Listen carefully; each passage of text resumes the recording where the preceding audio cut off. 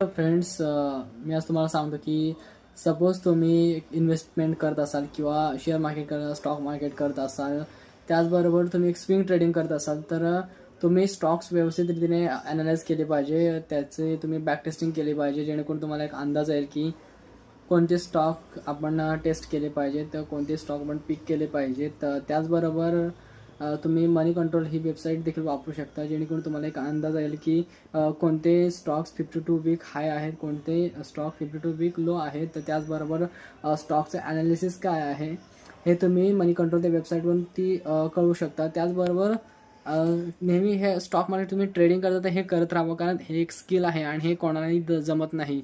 आणि हे स्किल जर तुम्हाला जमलं तर तुम्ही स्वतःची ग्रोथ देखील करू शकता आणि तुमची फायनान्शियल ग्रोथ देखील करू शकता. हा एक तुम्हाला स्कोप आहे तुमची इन्क्रिमेंट करण्यासाठी आणि तुमची फायनान्शियल इन्क्रिमेंट करण्यासाठी. तर नेहमी ग्रोथ करत राहा आणि नवीन स्किल्स शिकत राहा. धन्यवाद.